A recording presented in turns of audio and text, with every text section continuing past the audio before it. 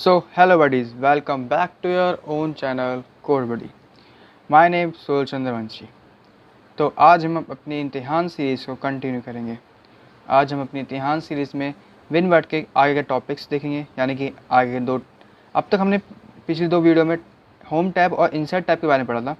आज हम अगला टैब पेज लेआउट टैब के बारे में पढ़ेंगे। आज के हम अपनी वीडियो स्टार्ट करते हैं। वीडियो स्टार्ट करने से पहले एक चीज़ आपको रिमाइंडर कर देना चाहता हूँ, अगर आप लोग हमारे वीडियो पर नए हैं तो वीडियो को लाइक कर दें और चैनल को सब्सक्राइब कर दें। और अगर आप लोगों ने हमारी पिछली वीडियो नहीं देखी है तो हमारे चैनल पे इम्तिहान सीरीज़ के नाम से इसकी प्लेलिस्ट अवेलेबल है, आप वहाँ जाके हमारी वीडियो देख सकते हैं। आज के हम स्टार्ट करते हैं अपना चैप्टर। पहले हम अपना विनवर्ड ओपन करेंगे। हमारा विनवर्ड ओपन हो चुका है। तो अब हम देखते हैं पेज लेआउट। अब तक हमने जैसे मैंने बताया हमने पिछली दो वीडियो में होम टैब और इंसर्ट टैब को कम्प्लीटली कर लिया था, रिकवर कर लिया था। अब हम नेक्स्ट टैब देखेंगे layout tab, page layout tab. तो एक बार आपको दोबारा से रिमाइंड कर देता हूँ क्या क्या होते हैं इन सब में। सबसे टॉप पे हमारा होता है टाइटल बार। टाइटल बार में हमारे तीन ऑप्शंस होते हैं, close option, restore down and minimise. इन तीन का ऑप्शन आपको पता है क्या काम होता है। उसके बाद हमारा तो टैब बार आता है। उसके बाद हमारे टूल्स बार आता है, इसको हम रिबन भी कहते हैं। देन उसके बाद हमारी शीट, हमारे रूलर, हमारे पेज को सेटअप करने के लिए, हमारे मार्जिन के लिए, ये हमारा स्क्रॉल डाउन के लिए होता है स्क्रॉल बार, ये हमारा status bar and then last is task bar. ठीक है, आज हम अपना पेज लेआउट को स्टार्ट करते हैं। पेज लेआउट में पहला ऑप्शन क्या आता है हमारे पास, थीम्स का। थीम्स बेसिकली हम उसमें लगाते हैं फॉन्ट्स में। अगर हमने यहाँ से कुछ लिखा, जैसे मैंने यहाँ पे पैराग्राफ लिया, अब मैं इसमें थीम लगाना चाहता हूँ। मैं थीम्स में क्या करूँगा, पहले मैं इसको सेलेक्ट कर लूँगा, इस वाले पैराग्राफ को। अब यहाँ पे मैं क्लिक करूँगा, मुझे जो थीम चाहिए मैं उस पर क्लिक कर दूँगा एंड देन इट्स अप्लाई। अगर मेरे को कलर लगाना है तो मैं कलर भी लगा सकता हूँ इसमें। फॉन्ट चेंज करना है, फॉन्ट भी चेंज करता हूँ। ये एक तरह का थीम होता है कि जो जितना भी हमने पेजेस में काम किए हैं उस पेज में थीम लगाना। ठीक है, अब मैं एक भी सिलेक्ट कर लूँगा। अगर मैं सिलेक्ट करूँ ना करूँ, अगर इस पेज पे जितने भी वर्ड्स होंगे, कितने भी कुछ पैराग्राफ्स होंगे, उन सब में वो थीम लग जाएगा। फॉन्ट में कुछ भी लगाऊंगा, सब में फॉन्ट चेंज होता जाएगा। अगर मुझे कुछ इफेक्ट लगाना है तो इफेक्ट भी लग सकते हैं। इफेक्ट का मतलब क्या है, यहाँ पे अगर मैंने कोई पिक्चर्स लगाई उसमें इफेक्ट लगाना चाहता हूँ तो उसके लिए इफेक्ट्स ऑप्शन। देन उसके बाद हमारा तो पेज सेटअप। पेज सेटअप क्या होता है, पेज सेटअप हमारा पेज को सेट करना कि हमारा पेज A4 साइज़ में है, उसका साइज़ मैटर करता है पेज सेटअप में।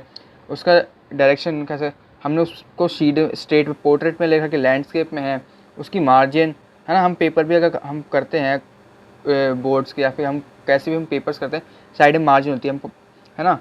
तो वैसे ही हमारे मार्जिन भी मैटर करता है। तो पहले हमारा ऑप्शन है मार्जिन का।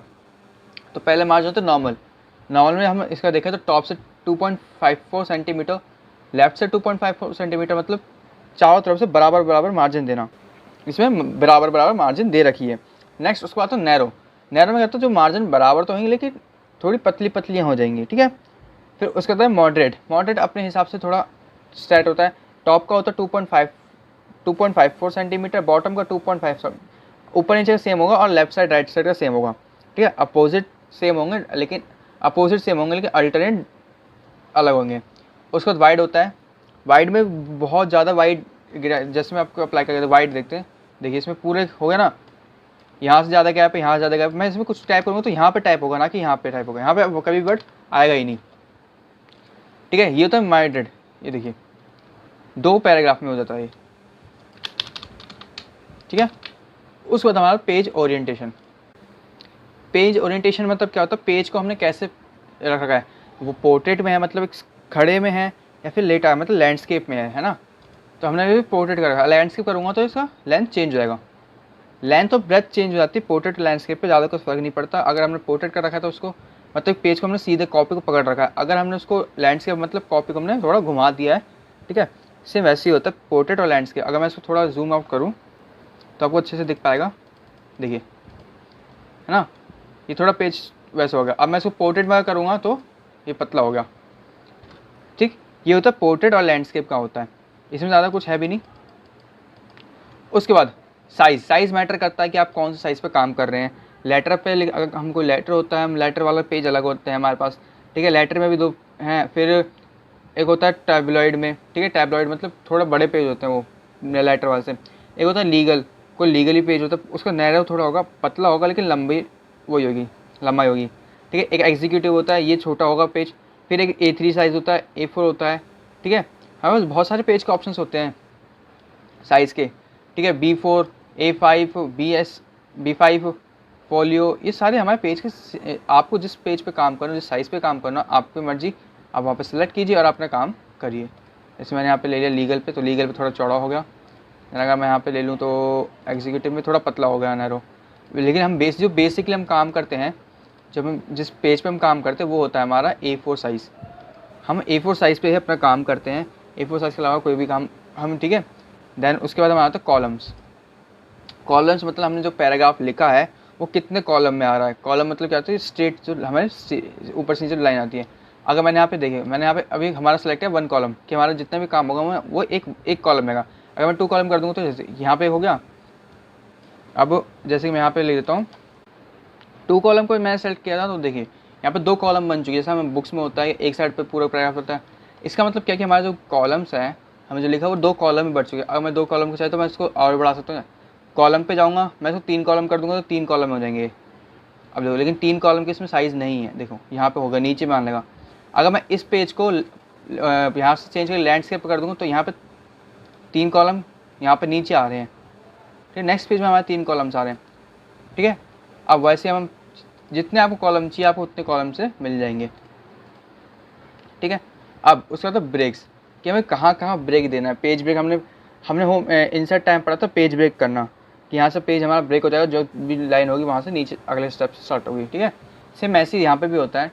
पेज मैंने यहाँ पे कर्सर रखा, मैं चाहता हूँ यहाँ से ब्रेक हो जाए, ये जो इसके बाद की जितनी भी टॉप लाइन्स है वो सब नेक्स्ट पेज में, तो हमारा होगा नेक्स्ट पेज पे आ जाएगा, ठीक है। और ऑप्शन होता है पेज ब्रेक में, एक होता है कॉलम ऑप्शन, ठीक है। इसके लिए हमें पहले क्या करना पड़ेगा, इनको 2 कॉलम्स पे सेलेक्ट करना पड़ेगा। उसके बाद हम आएंगे एंड यहाँ पे क्लिक कर देंगे। देखिए यहाँ से ख़त्म हो गया और यहाँ से सीधे स्टार्ट हो गया। ये कहाँ पे स्टार्ट होता है, जहाँ पे हमारे 2 कॉलम्स होते हैं। हमें पता होता है कि इस यहाँ से हम पहले स्टार्ट होता है, यहाँ से स्टार्टिंग होती है और लास्ट ख़त्म होता है हमारे इस वाले पे। अब इसके बाद हम नीचे नेक्स्ट पेज पे तो आएंगे नहीं, हमें पता होता है कि ये अगला चीज़ हमें यहाँ से स्टार्ट करनी है। तो हम उसके लिए क्या करेंगे, और ऑटोमेटिकली वो हो जाए, ना कि वो नेक्स्ट पेज पे जाए। तो हम क्या करेंगे, यहाँ से जाएंगे और यहाँ से पेज को यहाँ से कॉलम पे सेलेक्ट कर लेंगे, तो जो भी हम अगली चीज़ लिखेंगे वो अपने आप नेक्स्ट कॉलम में आ जाएगी। टेक्स्ट टाइपिंग क्या होती है, टेक्स्ट टाइपिंग क्या होती है, हमने पिक्चर्स लगाए, पिक्चर के साथ में हम कुछ काम करना चाहते हैं। जैसे मैंने यहाँ पे एक पिक्चर लगा दी इस जगह पे, ठीक है, सिलेक्टेड है पे मैंने पिक्चर लगाई और इसके साथ में हम कुछ लिखना चाहते हैं, तो वो होता है हमारा टेक्स्ट रैपिंग, कि पिक्चर से किस इमेज के साथ लिखा पड़ा है। नेक्स्ट पेज का क्या होता है, जैसे हमने पेज ब्रेक करता है ऊपर में, वैसे नेक्स्ट पेज होता है कि अगर मैं जहाँ से मैं कर्सर रखा है, मैं बताता हूँ कि इसके बाद के जितने भी काम होंगे वो नेक्स्ट पेज पे है, तो हम यहाँ क्लिक कर देंगे, कर्सर रखेंगे एंड देन उसके बाद यहाँ पे नेक्स्ट पेज, तो वहाँ जितना भी काम होगा वो नेक्स्ट पेज में आ जाएगा। उसके बाद हम देखेंगे तो बहुत सारे ऑप्शन है पेज ब्रेक में भी, कंटिन्यू है, इवन पेज है, ऑड पेज है, ठीक है। वो आप पे डिपेंड करता है कि आप कैसे काम करना चाहते हैं। देन उसके बाद लाइन नंबर। लाइन नंबर मतलब होता है कि आपने कितने लाइन में काम किया, तो हम ऐसे कंटिन्यू कर दूंगा तो हमारी लाइन आ जाएंगी, नंबर्स आ जाएंगे कि हमने अब तक इतने लाइन में हम काम कर चुके हैं। अगर मैं यहाँ पे कुछ भी एक्स्ट्रा करता रहूँगा नेक्स्ट, तो नंबर बढ़ जाएंगे हमारे, यानी कि अब तक मैंने 17 लाइन में हमारे वर्ड्स है, अब तुम 17 लाइन तक हम लिख चुके हैं, ठीक है। इस पे या फिर इस पेज में इतनी लाइन्स हैं, हमें कैसे पता चलेगा, हमें अगर लाइन गिनना होगा तो एक एक लाइन गिनेंगे नहीं, हम सिंपली इस पर क्लिक करेंगे और यहाँ पे लाइन नंबर्स पे, और अपने नंबर्स पता चलेंगे। जब हमने 10 पेज में काम किया और 100 पेज में काम किया, हमें इससे मतलब नहीं रखता, ठीक है। अब हाइपेनेशन, हाइपेनेशन क्या होता है, हमने पिछली बात की, तो हाइपेनेशन मतलब होता है कि अगर आपका कोई वर्ड रह गया हो, ठीक है, आप एक पूरा प्रॉपर वर्ड लिख रहे हैं और आपका वर्ड कहीं बड़ा हो, आपको उस लाइन में नहीं आ रहा, आप नेक्स्ट लाइन में लिखना चाहते हैं, बट वहाँ पे भी आधा वर्ड और आधा वर्ड वहाँ है, अब आपको पता कैसे चलेगा कि वो वर्ड उसी का है। जैसे कि मैं यहाँ पे करता हूँ चेंज पे, ठीक है, चेंज देखिए यहाँ से बढ़ा जा रहा है, मैं यहाँ पे हाइपेनेशन डाल दूँगा, ठीक है, ऑटोमेटिकली। अब मैं इसको थोड़ा कम कर दूँ, जैसे कि देखिए रिकमेंड रिस्टोर का आगे, जैसे आर के आगे हमारा ये आ गया है ना, हाइपेनेशन, यानी कि जो आर ई के बाद जो वर्ड है वो एस स्टोर है, री के आगे स्टोर लगा पड़ा है और वो दोनों आपस में जुड़े हुए हैं, ठीक है। 2 वर्ड को जोड़ने को कहते हैं हाइपेनेशन। हमने इंग्लिश की बुक्स में भी और हमने इंग्लिश की ग्रामर में भी काम कर रखा है इसके बारे में। ये आप पे डिपेंड करता है आप कौन से लगाना चाहते हैं, अगर आप ऑटोमेटिक लगाना, आप मैनुअल लगाना चाहते हो, आप पे डिपेंड करता है।